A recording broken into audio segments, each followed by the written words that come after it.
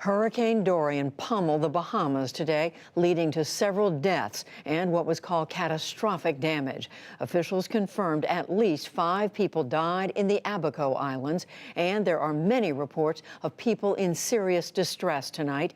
The Prime Minister of the Bahamas called the storm, quote, a historic tragedy. The damage was also on the minds of federal, state, and local leaders in the U.S.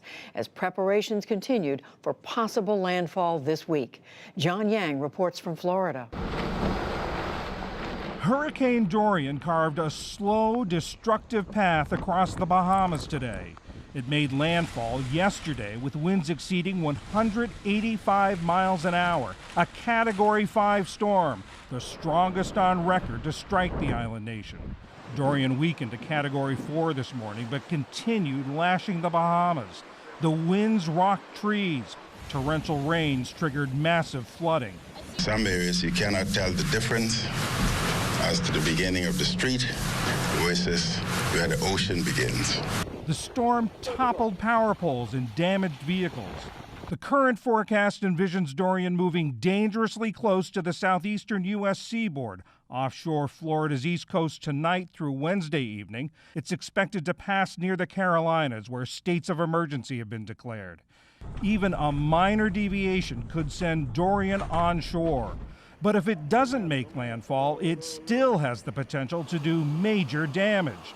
Florida Governor Ron DeSantis. Hurricane Dorian has shown what it's capable of. It's absolutely battered the Bahamas. Our East Coast certainly is within the cone still, and people need to remain vigilant. If you're ordered to evacuate, you need to do that. At the Good Samaritan Society's retirement community in Kissimmee outside Orlando, a fleet of ambulances transported seniors to a sister facility on higher ground. The community was flooded after Hurricane Irma in 2017. Throughout Florida, past experiences are shaping residents' responses. Yvette Alsina of Winter Haven, south of Orlando, stocked up on sandbags and other emergency supplies. You got everything ready here. You're all prepared. I'm almost prepared. I think I'm prepared. And I got batteries, flashlight, a first kit. I've got food, water, everything is set. Alsina is among the tens of thousands of Puerto Ricans who moved to Florida after surviving 2017's Hurricane Maria. How did you feel when you first heard about this hurricane and that it might be coming and hitting Florida? I feel fear and anxiety. Anxiety? Yes, because it's really bad. I was in Puerto Rico when Maria passed, and thinking that is coming here right now is really bad. She evacuated from Cayey, Puerto Rico, 10 days after Maria to get treatment for high blood pressure. Storm warnings this week have put her back on high alert. 3 days ago, I went to the doctor. He gave me a lot of medicines so I can be calm, through 2 of these days. Other Puerto Ricans in the area are also feeling tense. No soy la única. I'm not the only one. I've received a lot of calls from Puerto Rican families who ended up here because of Maria. They're in critical states of anxiety. Millie Santiago is another survivor of Hurricane Maria. She's helping 22 families staying at an Episcopal Church conference center outside Orlando where mental health counselors are on hand. Yemenja Krasnow is a University of Central Florida clinician and social worker. A lot of the Puerto Ricans that came to Central Florida post-Maria, they had some very dramatic experience. It wasn't just the storm, there was loss of lives, there was loss of house, of pets, of properties, of businesses. So there was a compound of trauma going on, not just the experience of the hurricane itself. In Jacksonville, restaurant owner Andy Zarka is preparing for the possibility his business might end up underwater as it did during Hurricane Irma. They told us 2 years ago that Irma was a once-in-a-lifetime storm, that it's never happened like that, and it's never going to happen again. And now here we are 2 years later, and we're getting ready for what could be Irma 2.0. On Jacksonville Beach, residents enjoyed a pleasant day while considering their next steps. We are going to take our time in making a decision to leave, but especially having children, don't want to be foolhardy or make bad decisions. Others took advantage of the high Atlantic waves Dorian churned up. but few expect the calm to last long.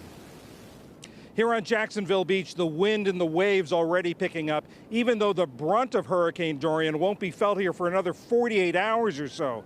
Just a little bit ago, the Orlando airport announced it is suspending operations overnight tonight, which means that every major airport on the eastern side of Florida, from West Palm Beach to Daytona Beach, is now closed. And you know, Judy, even if Dorian doesn't make landfall, it doesn't mean there won't be any damage. The track it's forecast to take is very similar to Hurricane Matthew about in 2016. That storm too stayed off the coast, never made landfall all the way to North Carolina. It caused about $3 billion of damage and claimed 12 lives. Judy?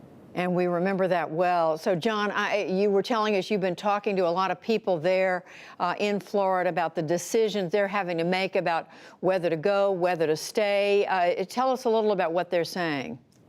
Well, you know, this hurricane has been sort of on the news and in the headlines for about a week now. They started talking about it last Monday. The good news is that's given a lot of people a lot of time to plan. The bad news may be it's also given a lot of people time to worry, and anxiety levels are high. But I thought that with the, perhaps with the storm taking so long to get here, with it slowing down over the Bahamas so much, that some people might become complacent. But the people I've talked to say that they know what storms can do. This is would be the 8th major hurricane to hit Florida since 2000. And a lot of people say that they know what storms can do, they respect their power, and they also point to Andrew, the storm in 1992 that did about $27 billion worth of damage, killed 65. They say since then, they take every storm seriously. And John, they are now issuing evacuation orders in Georgia and in the Carolinas. That's right, up and down the coast, low-lying coastal counties, actually all the counties along the coast have mandatory evacuation orders in place. And in South Carolina, they've begun what they call contraflow. All the interstates going into Charleston, all the traffic is outbound. From Charleston to Columbia outbound, and the other parts of the state, the interstates, all leading out of Charleston. You can't get into Charleston. They want people to leave. You know, even with this hurricane still sitting over the Bahamas, so much havoc it is already creating up and down the East Coast. John Yang reporting for us tonight from Jacksonville Beach. Thank you, John.